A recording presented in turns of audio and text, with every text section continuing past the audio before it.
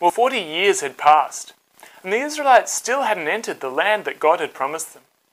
This is Storytime with Josh, and today God fulfills his promise to give the Israelites a land of their own.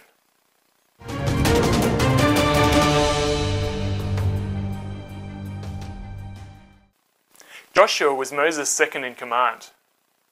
After Moses died, God said to Joshua, "Be strong and courageous. You're going to lead the Israelites into the land that I promised them. And I'm going to be with you, just the same as I was with Moses." So Joshua got all the people together and said, "Get up and get ready. In a few days' time, we're going to cross the flooding river and enter the land that God has promised us." And the people said, "Joshua, we will follow you just like we followed Moses."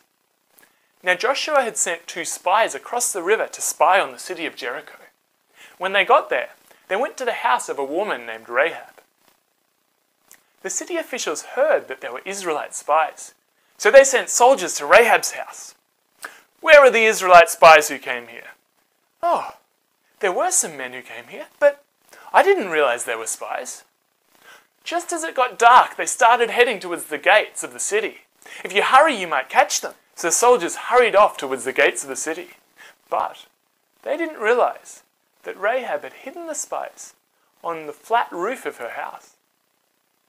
Rahab went up to the spies and said, "I know that the God of heaven and earth has given this whole land to you. I've heard the amazing things that he's done for your people. When you conquer this city, will you please be kind to me?"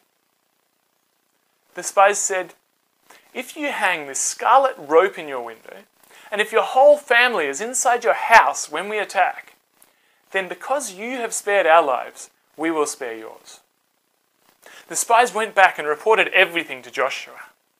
Then God said to Joshua, "Even though the river is flooding, I'm going to lead the whole nation across the river on dry ground.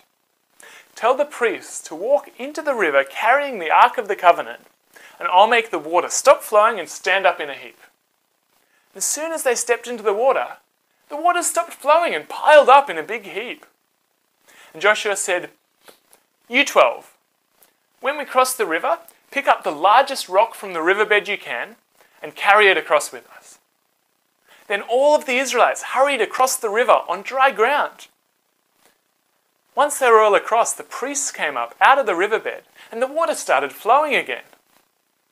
Joshua took the big rocks that had been taken from the middle of the river and put them in a big heap. Then he said to the people, "When you have kids and they ask, 'What's this heap of rocks for?' tell them this is to remind us that God led us across the flooding river on dry ground." Then God said to Joshua, "Tell the Israelites to walk all the way around the city of Jericho once a day for a week. Then on the 7th day, they're to walk around 7 times. Then the priests will blow their trumpets and the people will shout and the walls will fall down." Joshua told the people the plan and they began. On the first day, they walked all the way around the city of Jericho, then returned to camp. On the second and third days, they walked all the way around the city of Jericho, then returned to camp. On the 4th and 5th and 6th days, they walked all the way around the city of Jericho, then returned to camp. On the 7th day, they walked around the city 7 times, and then the priests blew their trumpets and the people shouted and the walls came down with a crash. So Joshua and the Israelites conquered the city of Jericho, but they remembered their promise to Rahab and they spared her and her family. And that's how the Israelites began to take possession of the land that God had promised them. Now April is nearly over, and I promised you that I had something special for you in the month of May. Let me tell you what it is. Normally on this channel, I tell a Bible story every 2 weeks.